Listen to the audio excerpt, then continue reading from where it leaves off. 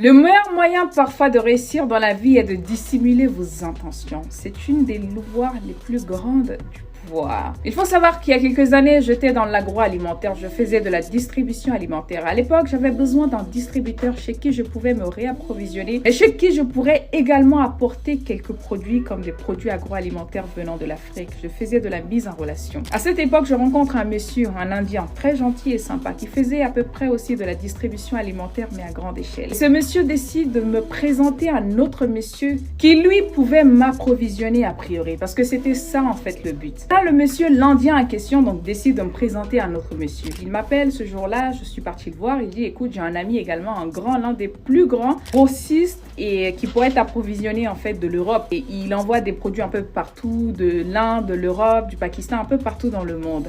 Et c'est chez lui que la plupart des commerçants ou des détaillants vont prendre pour ensuite faire du commerce avec. Donc, je pouvais te le présenter. Et pour moi, c'était un jackpot parce que j'avais des producteurs locaux en Afrique avec qui je pourrais mettre en relation en fait ce grand fournisseur justement pour faire affaire. Et après cette conversation dans le bureau de l'Indien en question, j'étais très contente. Pour moi, j'avais eu un jackpot. Je me suis dit, ça y est, j'ai l'un des plus gros fournisseurs de l'Europe dans mes mains. Je pourrais non seulement me réapprovisionner chez lui et surtout faire affaire avec lui dans d'autres cas avec d'autres producteurs. J'étais très contente. Et là, je vous rappelle que ce soir-là, l'Indien en question, qui était un ami à moi, m'appelle juste pour me confirmer la date et le lieu du rendez-vous afin de me mettre en relation avec l'un des plus grands grossistes de l'Europe en thème d'agroalimentaire.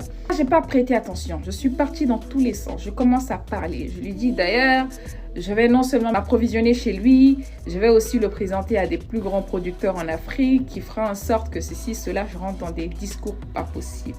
Ne sachant pas que la personne, l'Indien en question qui est censé me présenter à l'un de ses plus grands fournisseurs, il s'avère qu'il était l'agriculteur, mais c'est lui également qui approvisionnait ce grand grossiste en question depuis l'Inde. Et là, moi étant dans tous mes états, j'ai donné tous les discours que pas possible à cette personne qui est censée m'accompagner. Le matin, il était l'heure de me réveiller, donc je me réveille, je prends le téléphone naturellement, j'appelle cet ami en question qui est censé m'accompagner chez ce grossiste. Je l'appelle une fois, deux fois, trois fois, ça sonne, il décroche pas. Et dans l'après-midi, je décide de me rendre dans son bureau. Finalement, je ne l'ai pas trouvé. Mais j'ai trouvé un employé qui travaillait pour lui. Et là, je commence à rentrer dans des questionnements. Je dis, je comprends pas. J'ai rendez-vous avec lui, il est censé me présenter à quelqu'un d'autre. Je comprends pas. Comment ça se fait qu'il ne répond pas? Comment ça se fait qu'il n'est pas au bureau? Il me dit qu'il est parti voir un de ses clients. Et je dis, vous savez où c'est? Est-ce que vous connaissez le nom du client? Et là, il me sort le nom du monsieur qu'on est censé voir.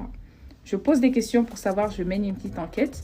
Effectivement, je me rends compte que le monsieur, l'Indien en question, était celui qui est censé approvisionner le monsieur qu'on est censé voir.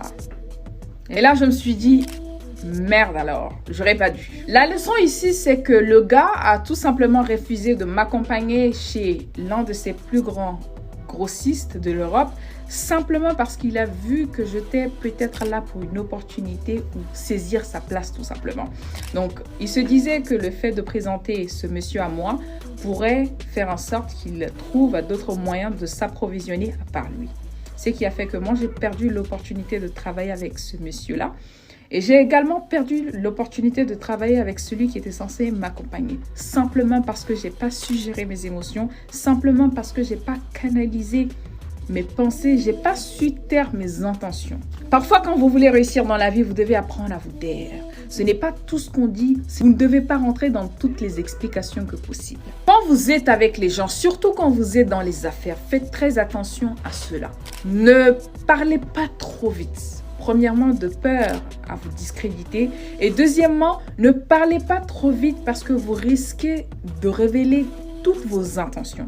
Que ce soit dans la politique, que ce soit dans les affaires, peu importe le domaine de la vie, vous devez apprendre parfois à dissimuler vos intentions pour mieux réussir. C'est l'un des principes du pouvoir, mais également c'est l'un des principes des gains. Quand vous voulez gagner dans la vie, parfois apprenez à taire vos intentions. Ce n'est pas tout que vous êtes censé dire à tout le monde. Parfois, même quand il s'agit d'une personne qui est censée vous aider, juste parce que vous avez sorti certains propos, la personne va devoir l'annuler. Simplement parce qu'elle aura peur de se faire remplacer ou peur de se faire avoir tout simplement. Donc, il est super important parfois de savoir dissimuler vos intentions. Ce n'est pas tout qu'on dit. On ne vous demande pas d'être malhonnête. Malheureusement, jusqu'à présent, je n'ai jamais pu reparler ni voir ce monsieur qui est l'un des plus grands grossistes de l'Europe, simplement parce que j'ai relevé trop vite mes intentions à la personne qu'il ne fallait pas, à la personne qui a provisionné ce monsieur en question. J'ai parlé trop vite, j'ai parlé de mes intentions, de ma vision. Et sur ce fait-là, mon rêve, qui sait, ça aurait pu être peut-être le jackpot de ma vie, ça aurait pu être l'opportunité du siècle. Malheureusement, par le manque de savoir me canaliser ma bouche, canaliser mes intentions, j'ai tout simplement laissé filer cette opportunité. Donc quand vous êtes dans les affaires, apprenez à être sage. C'est pas tout qu'on dit, c'est pas tout le monde qu'on le dit. Parfois même si vous avez l'intention, que ce soit dans les affaires ou dans la politique, même si vous avez l'intention ou l'envie de faire quelque chose, faites semblant de pas l'entendre, faites semblant de pas le voir et faites semblant de même pas le croire parfois. Jouez le jeu de la société jusqu'à ce que vous gagnez. Aussi simple que ça.